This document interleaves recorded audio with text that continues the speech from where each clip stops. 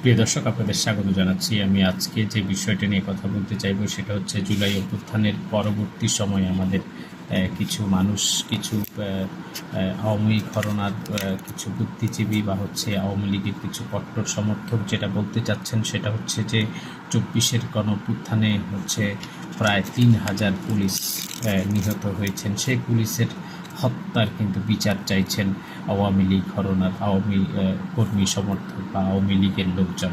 সেটা আমরা সেই বিষয়টা নিয়ে কথা বলবো। সেটা হচ্ছে যে 24-এর গণঅভ্যুত্থানে বাংলাদেশের পুলিশকে কেন মরতে হয়েছে, র্যাব, বিজিবি, এরপরে হচ্ছে অন্যান্য বাহিনী সদস্যদেরকে কেন মরতে হয়নি, পুলিশকে কেন মরতে হয়েছে, সে বিষয়টা নিয়ে আমরা একটু ছোট্ট করে আলাপ তুলব। সেটা হচ্ছে 24-এর গণঅভ্যুত্থানে আসলে কতজন পুলিশ মারা গেছিল, সেই সংখ্যাটা, পরিসংখ্যাটা আমরা হচ্ছে বিভিন্নভাবে এটা জানার চেষ্টা করেছি বা হচ্ছে বিভিন্ন মাধ্যম থেকে আমরা সেটা জেনেছি বা হচ্ছে আমরা জানার চেষ্টা করেছি। সেটা হচ্ছে 24-এর গণঅভ্যুত্থানে প্রায় 31 জন পুলিশ সদস্য মারা গেছেন।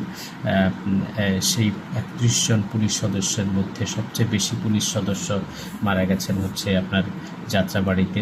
আমরা সেটা যে কোনো মৃত্যুকেই আমরা হচ্ছে খুবই নেক্কারজনক বা দুঃখজনক বলে মনে করি। আমরা এটাকে ঘৃণার চোখেই দেখব এবং দেখি।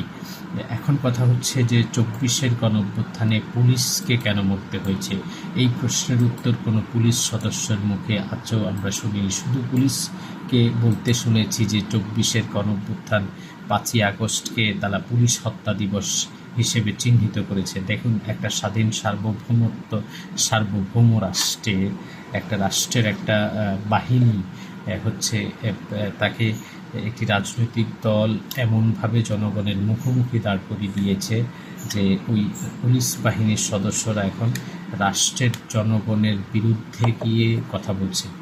অর্থাৎ রাষ্ট্রকে তারা একটা প্রশ্নের মুখোমুখি দাঁড় করাচ্ছে। যখন হচ্ছে 24-এর গণঅভ্যুত্থান বা জুলাই গণঅভ্যুত্থানে যাদেরকে পুলিশ দিয়ে বা হচ্ছে র্যাব দিয়ে বা হচ্ছে বিজিবি দিয়ে যাদেরকে গুলি করে মারা হয়েছে, প্রায় 1400 বা 1400 কিংবা 2000 মানুষ যারা মেরেছেন, পরিসংখ্যান হচ্ছে 2000-এর মতো মানুষ মেরেছেন এবং অসংখ্য মানুষকে পঙ্গু করেছেন, হাত পা হারিয়েছেন, চোখ হারিয়েছেন, এরকম অসংখ্য মানুষ রয়েছেন। এর মধ্যে ছোট্ট বাচ্চা শিশু কিন্তু রয়েছেন, যারা নিরাপদ স্থান, অর্থাৎ আমরা যেটাকে নিরাপদ স্থান মনে করি, সেই ঘরে থাকা অবস্থায় গুলি খেয়ে মরতে হয়েছে। ঢাকার মিরপুরে মরেছে একটা শিশু, মরেছে এরপরে নারায়ণগঞ্জের একটা শিশু হচ্ছে ছাদে খেলতে গিয়ে বুলেটের আঘাতে মরেছে। তা আমাদের বিষয়টা হচ্ছে যে এটা বলতে চাচ্ছি যে 31 জন পুলিশ সদস্যকে কেউ কেউ বলছেন যে 3000 পুলিশ সদস্য মরেছে।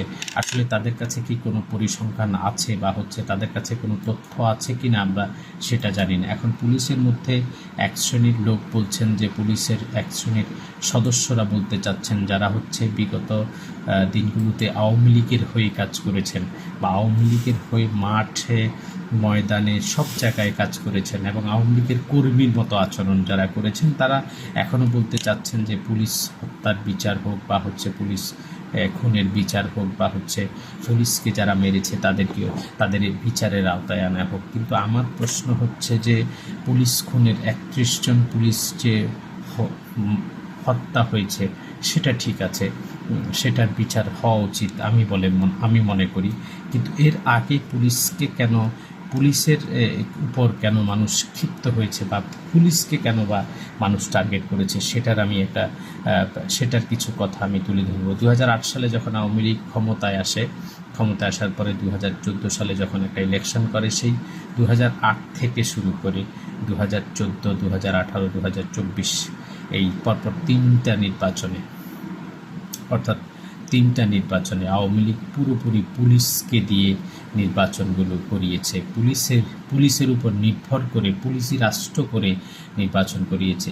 শুধু এটা কারণ, পুলিশের উপরে ক্ষিপ্ত হওয়ার শুধু এটা কারণ না, আরও কারণ রয়েছে। সেটা হচ্ছে, প্রথম কারণ হচ্ছে আমি মনে করি যেটা হচ্ছে পুলিশ যখন একটা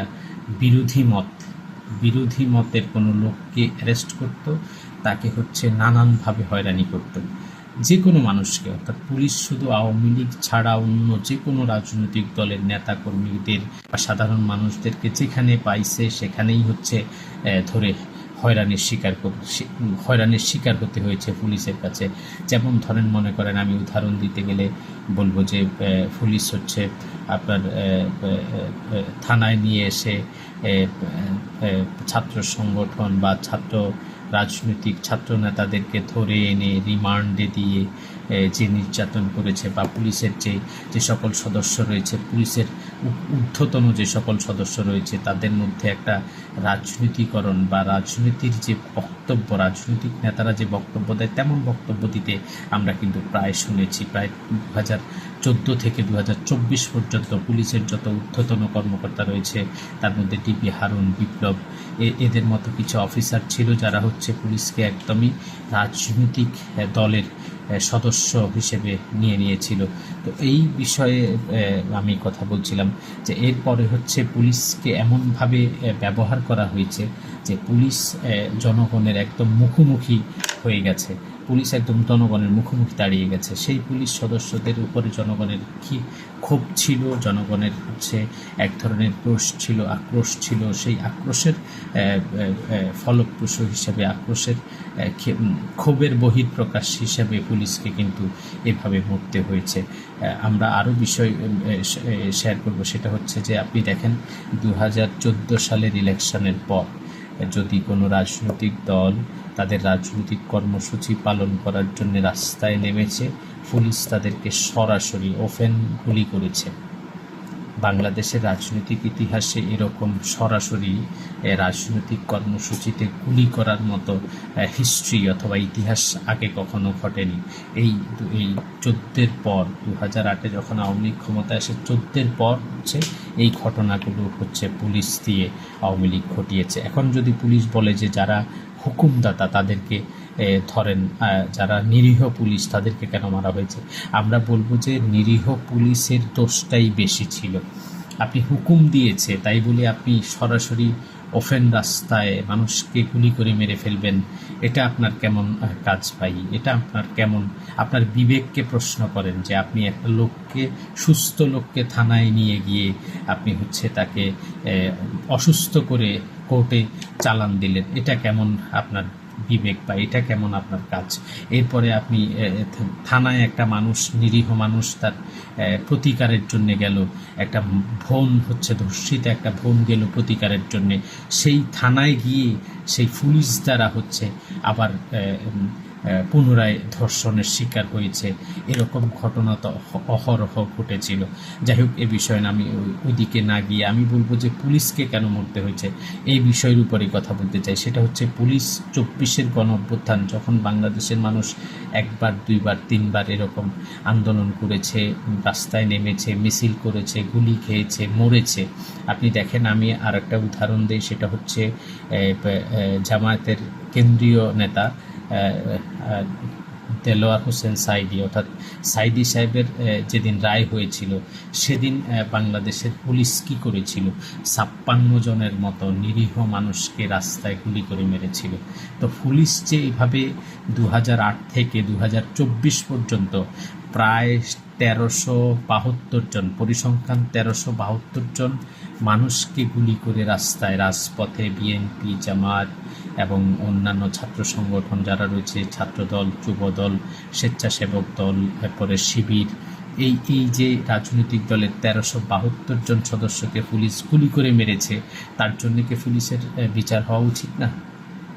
এখন যদি পুলিশ বলে যে এটার জন্য ঊর্ধ্বতন কর্মকর্তারা দায়ী, এটার জন্য হুকুমদাতারা দায়ী, তাহলে আমরা বলবো যে হ্যাঁ, ঊর্ধ্বতন কর্মকর্তারা, হুকুমদাতাদেরকে আপনারা এখন নিয়ে আসেন, নিয়ে এসে আপনারা এই আগের যেই 1372 জনকে যে মেরেছে, এরপরে প্লাস 24-এর জুলাই অভ্যুত্থানে যে 1400 মানুষ মেরেছে, মোট যেই এই 2772 জন মানুষ যে মেরেছে, তার বিচার করুন। তার বিচারের পরে যেই মানুষগুলোকে থানায় নিয়ে রিমান্ডে নিয়ে নির্যাতন করেছেন তাদের বিচার করুন। এই বিচারগুলো হওয়ার পরে আমরা বলবো যে হ্যাঁ, 31 জন পুলিশ যে মারার যে বিষয়টা সেটা সামনে নিয়ে আসুন, সেটার বিচার হওয়া উচিত। তার আগে যদি কেউ বলে 1372 জন 1400 মানুষ মারার আগে বিচার না চেয়ে যারা হচ্ছে 3000 লোক বলে, তাদের হিস্ট্রিটা এরকম দাঁড়ায় যে 1952 মুক্তিযুদ্ধে যে কেউ কেউ বলে, আমরা তো আসলে মুক্তিযুদ্ধ দেখিনি বা মুক্তিযুদ্ধের হিস্ট্রি আমরা ইতিহাস পড়েছি, আমরা 74-এর রক্তাক্ত ইতিহাস বই পড়েছি, আমরা মুক্তিযুদ্ধের ভেতরে বাহিরে বই পড়েছি এবং শেখ মুজিবুর রহমানের আত্মজীবনীও আমরা পড়েছি, সেখানেও আমরা একটা পরিসংখ্যান আসলে দেখতে পেয়েছি বা আন্দাজ করতে পেরেছি যে মুক্তিযুদ্ধে কী পরিমাণ মানুষ শহীদ হয়েছিল পাকিস্তানি পাক হানাদার বাহিনী দ্বারা। তো এখন আমার কথা হচ্ছে তার চেয়ে আর একটা বিষয় এখানে বলি যে মুক্তিযুদ্ধে যে পরিমাণ মানুষ পাক হানাদার দ্বারা মরেছে, তার চেয়ে বেশি মানুষ কিন্তু মুক্তিযুদ্ধের পর অর্থাৎ 72 থেকে 75 পর্যন্ত দুর্ভিক্ষ, এরপরে হচ্ছে লাল বাহিনী, রক্ষী বাহিনী, সেবাদাস বাহিনী বা এরকম যে বাকশাল বাহিনীর দ্বারা কিন্তু তার চেয়ে বেশি মানুষ মরেছে দুর্ভিক্ষে বাংলাদেশে। অর্থাৎ শেখ মুজিবের শাসন আমলে মুক্তিযুদ্ধে যে পরিমাণ মানুষ মরেনি তার চেয়ে বেশি মানুষ মরেছে। আপনারা হিস্ট্রি, ইতিহাস খুলে দেখুন, ইতিহাস পড়ুন, জানুন, জানার চেষ্টা করুন। এরপরে মুক্তিযুদ্ধের পরে বাংলাদেশের একটা স্বাধীন সার্বভৌম রাষ্ট্রে অর্থাৎ স্বাধীনতার পর এই আপনার 72 থেকে 75-এ বাংলাদেশের স্বর্ণ গহনা, বাংলাদেশের হচ্ছে ফসলাদি অর্থাৎ সীমান্তবর্তী এলাকার যে পাকা ধান, পাকা এই আপনার হচ্ছে গম, ভুট্টা, এগুলো ভারতীয় নাগরিকরা এসে জোর করে নিয়ে যাইত, এটার কোনো মানে বিচার বা কোনো কিছু হইতো না। তো আমি ওই দিকে যাব না যে মুক্তিযুদ্ধের পরবর্তী 72 থেকে 75-এর শাসন আমলে আমাদের কি হয়েছিল, সেটা আমাদের ইতিহাস ঐতিহ্য বা আমাদের যারা লেখক ছিলেন তারা লিখে গিয়েছেন। মুক্তিযুদ্ধ পরবর্তী সময়ে 72 থেকে 75 পর্যন্ত বাংলাদেশে প্রায় অসংখ্য মানুষ ক্ষুধা, দরিদ্র এবং হচ্ছে আপনার এই রক্ষী বাহিনী, নীল বাহিনী, লাল বাহিনী বা মুজিব বাহিনী বা হচ্ছে আপনার ওই এই কাদেরিয়া বাহিনী বা হচ্ছে ওই তোফায়েল গং বাহিনী, তাদের দ্বারা কিন্তু মানুষ মরেছে তার চেয়ে বেশি। তো এই প্রসঙ্গে এই জন্যে এনেছি যে মুক্তিযুদ্ধে কত সংখ্যক মানুষ মরেছে, মুক্তিযুদ্ধে নিহতের সংখ্যা বা হচ্ছে শহীদ হওয়ার সংখ্যাটা কিন্তু আদৌ আমরা যারা তরুণ প্রজন্ম আছি, যারা আমরা মুক্তিযুদ্ধ দেখিনি, তারা কিন্তু আমরা এখনো সংখ্যাটা কিন্তু জানি না।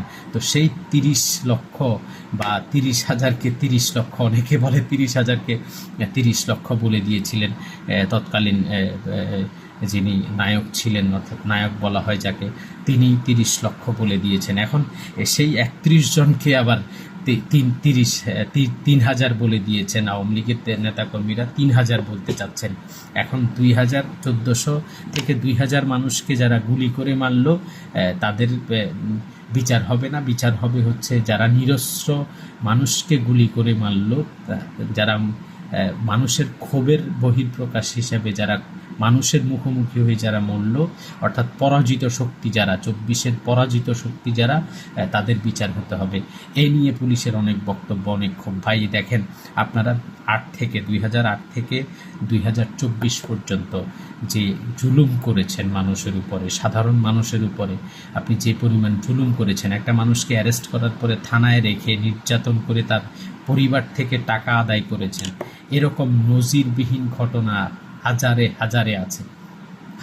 হাজারে আছে। আমরাই হিস্ট্রি বা আমরা কোনো কিছুই হচ্ছে ভুলে যাই নাই, বা হচ্ছে আমরা প্রত্যেকে আমরা সব কিছু নোট করে রেখেছি, কোথায় কোন দিন কে কী করেছে আমরা সব নোট করে রেখেছি। এখন কিছু মানুষ যারা বুদ্ধিজীবী বা হচ্ছে বা আওয়ামী ঘরানার কর্মী, তারা হচ্ছে এই কথাগুলো যে এই বলেন, তারা কি কোন যুক্তিতে বলেন আমি আসলে জানি না। এর মধ্যে আমি কিছু আমাদের এলাকার কিছু লোককে দেখি যে তারা 3,000 করে হইচই করতেছেন।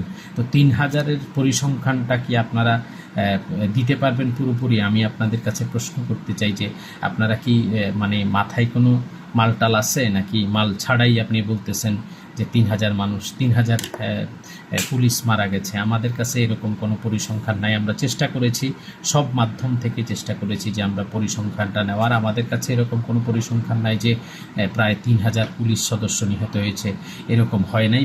প্রায় 31 জন পুলিশ সদস্য নিহত হয়েছে জুলাই গণঅভ্যুত্থানে।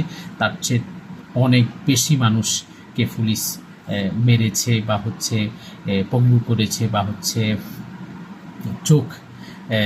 চোখ হারিয়ে ফেলেছে। সুতরাং যারা হচ্ছে যে বিশাল অংশটা, যারা পরাজিত শক্তি, যারা পালিয়ে গেছে, যে পুলিশ তাদেরকে আনুগত্য করতে গিয়ে মানুষের উপর গুলি করেছে, তাদের ইমাম সাহেব থেকে শুরু করে একদম প্রধানমন্ত্রী পর্যন্ত পালিয়ে গেছে। তো আপনাদের প্রধানমন্ত্রী ইমাম সাহেব তাদেরকে নিয়ে আসেন, আসার পরে আপনারা 3,000 পুলিশের পরিসংখ্যান দেন, দিয়ে তাদের বিচার চান। তার আগে পুলিশের মধ্যে যারা যেই সদস্যরা, পুলিশ ভাইয়েরা আপনারা যারা আছেন, তারা একটু চিন্তা করে দেখবেন যে 2008 থেকে 2024 সাল পর্যন্ত পুলিশ কিন্তু জনগণের বিরুদ্ধে এর আগে কখনো যায় নাই। এই 2008 থেকে 2024 সাল পর্যন্ত ভারতীয় প্রেসক্রিপশনে আওয়ামী লীগ সরকার জোর করে বাংলাদেশের ক্ষমতা টিকিয়ে রাখার জন্যে যাদেরকে সবচেয়ে বেশি ব্যবহার করেছেন তারা হচ্ছে পুলিশ। এই পুলিশকে বিভিন্ন ধরনের অবৈধ সুযোগ সুবিধা দিয়ে পুলিশের মানে মন মানসিকতাটাকে, পুলিশের টেন্ডেন্সিটাকে নষ্ট করে দিয়েছে আওয়ামী লীগ। সুতরাং আপনারা আওয়ামী লীগকে আপনারা আগে নিজের বিবেককে প্রশ্ন করেন, নিজের বিবেককে প্রশ্ন করেন যে 2008 থেকে 2024 পর্যন্ত আপনারা কি করেছেন, আপনাদের অফিসাররা কি করেছে, থানায় নিয়ে কি করেছে, রিমান্ডের নামে কি করেছে, জেলে গিয়ে পর্যন্ত কি অন্যায় করেছে, সে বিষয়গুলো আপনারা একটু ভাবুন। এরপরে হচ্ছে 31 জনকে যারা 3,000 বলছেন, তাদের কাছে আমরা পরিসংখ্যানটা চাইব। এখন থেকে আমরা বলছি যে যারা 31 জনকে 3,000-এ রূপান্তরিত করেছেন, তাদের কাছে আমরা পরিসংখ্যানটা চাইব। তাদের কাছে আমরা এই হিস্সাটা মানে হচ্ছে 3,000-এর হিসাবটা আমরা চাইব। যদি দিতে পারেন আমরা খুশি হব, আর না হয় এমন মানে হচ্ছে মিথ্যা প্রোপাগান্ডা আপনারা চড়াবেন না, দয়া করে আপনারা এগুলো থেকে বিরত থাকবেন। তার পাশাপাশি আমরা বলবো পুলিশ সদস্যদের প্রতি, এখন যে আমরা চাই যে একটা বাংলাদেশের পুলিশ সদস্য হচ্ছে সব সময় জনগণের পক্ষে থাকুক, মানুষের পক্ষে থাকুক, মানুষের কল্যাণের জন্য কাজ করুক। আপনি পুলিশ সদস্য হয়েছেন, আপনি রাষ্ট্রের একজন রক্ষক। আপনি রক্ষক হয়ে যদি আপনার কাছে যদি কেউ আসে ন্যায় বিচারের জন্যে, আপনার কাছে কেউ যদি আসে নিজেকে সেফ জোনে নিয়ে আসার জন্য যদি কেউ আপনার কাছে আসে, সেই জায়গা থেকে আপনি যদি তাকে উল্টো ফাঁসায়া দেন, আর এরকম হারে ভাই 2008 থেকে 2024 পর্যন্ত মিথ্যা এবং গায়েবী মামলা কি পরিমাণ পুলিশ দিত, সেটা পুলিশ এখন চিন্তা করা দরকার। যারা 2008 থেকে 2024 পর্যন্ত আপনারা পুলিশে যারা কাজ করেছে, তারা একটু চিন্তা করে দেখেন আপনাদের যেই রেকর্ড, যেই অপকর্মের যে রেকর্ড, সেটা কিন্তু বাংলাদেশের প্রতিটা আনাচে কানাচে সব জায়গায় কিন্তু আছে। সুতরাং পুলিশের এখন ভাবার সময় হচ্ছে পুলিশকে ফ্রেশ এবং ভালো মন নিয়ে, অর্থাৎ পুলিশকে বাংলাদেশের মানুষের বিরুদ্ধে না গিয়ে পুলিশ হচ্ছে জনগণের সেবক হয়ে থাকুক। আমরা বাংলাদেশের পুলিশকে আমাদের ভাই, বন্ধু, সহযোগী বা হচ্ছে আমাদের সেবক বা আমাদের মানে হচ্ছে আত্মরক্ষার জন্যে পুলিশের ভূমিকা আমাদের যথেষ্ট প্রয়োজন রয়েছে। সেজন্য পুলিশকে বলবো যে বাংলাদেশে 24 জুলাই গণঅভ্যুত্থানের পর একটা সুযোগ এসছে যে পুলিশকে একদম নিরপেক্ষ বা হচ্ছে পুলিশকে একদম হচ্ছে পরিষ্কার একটা বাহিনীতে রূপান্তরিত করা বা হচ্ছে পুলিশকে একটা পরিষ্কার বাহিনী হিসেবে গড়ে ওঠার একটা সময় এসেছে। এই সময়টা আপনারা কাজে লাগান। আর যারা প্রোপাগান্ডা চড়ান, যারা হচ্ছে মিথ্যা কথা বলেন, যারা গুজব চড়ান, তাদের কাছে আমরা জবাব চাইব। জবাব দিতে না পারলে কিন্তু আমরা আপনাদেরকে বলবো যে আপনারা সেই ওই 30,000-কে যেরকম 30 লক্ষ, এখন 31 জনকে 3,000 বানানোর গাল গল্প ছাড়া আর কিছুই নয়। ধন্যবাদ সবাইকে।